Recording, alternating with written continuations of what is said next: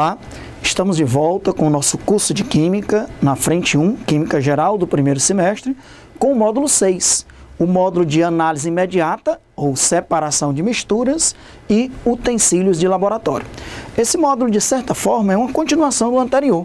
Enquanto no módulo anterior nós estudamos as substâncias puras, as misturas, os sistemas, as mudanças de fase, os fenômenos físicos, químicos e também nucleares, nós nesse módulo vamos estudar agora as misturas.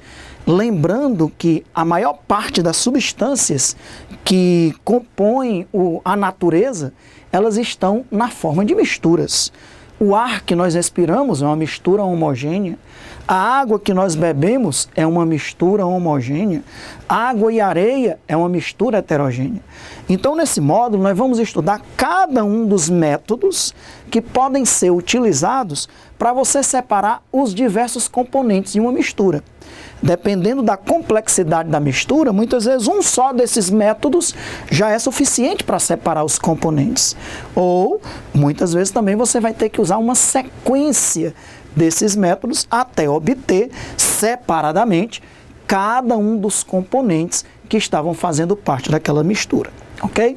Então vamos iniciar esse nosso módulo 6 da frente 1, Química Geral, primeiro semestre. E nós vamos começar estudando os métodos de separação de misturas heterogêneas, ok? Lembrando que esses métodos, eles serão fenômenos físicos. As substâncias estão misturadas, formando uma determinada mistura, e nós vamos usar métodos físicos. Nós não vamos, como regra, utilizar reações químicas, porque se utilizássemos reações químicas, nós estaríamos mudando a composição dos componentes daquela mistura, e não é isso que nós queremos. Se temos uma mistura com 3 componentes, A, B, C, nós queremos separar esses componentes A, B, C. Então, nós vamos usar métodos físicos. Então, todos esses processos de separação que nós vamos estudar, tanto para separar os componentes de misturas heterogêneas, como para separar os componentes de misturas homogêneas, serão métodos físicos. Quando tiver algum fenômeno químico acontecendo, como em um determinado aprofundamento, eu vou citar aqui, aí eu vou ressaltar que aquilo é um fenômeno químico e não um fenômeno físico. E como nós vamos organizar o nosso estudo, nós vamos começar separando os componentes de misturas heterogêneas, sólido-sólido. Ok? Então vamos ver aqui diversos métodos de separação de misturas heterogêneas, onde os 2 ou mais componentes são sólidos. O primeiro método é a catação. Ora, a catação, usando a mão ou uma pinça, você vai separar os componentes de uma mistura. Por exemplo, feijão e pedrinhas. Então, usando a mão ou uma pinça, você vai conseguir tirar ali as pedrinhas que estão misturadas, eventualmente, no feijão. É um método bastante rudimentar, no entanto, é um método de separação de misturas heterogêneas de sólido-sólido. Um método também bem simples. Segundo método de separação de misturas heterogêneas formadas por 2 ou mais sólidos é a ventilação. Na ventilação, o sólido menos denso vai ser separado da mistura utilizando-se uma corrente de ar. Por exemplo, separar grãos de café e folhas secas.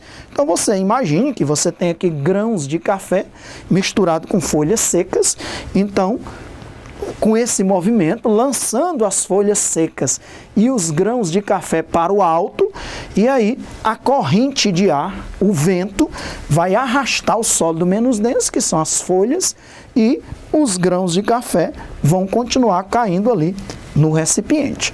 Então, com esse movimento, isso é bastante comum, ok? Por exemplo, na agricultura, também para separar o arroz das palhas de arroz. Então, a mistura é lançada para o alto e uma corrente de ar arrasta o sólido menos denso. O sólido menos denso vai caindo ao lado e, no caso, os grãos de café ou o arroz continua caindo ali no recipiente que você está usando para fazer essa separação.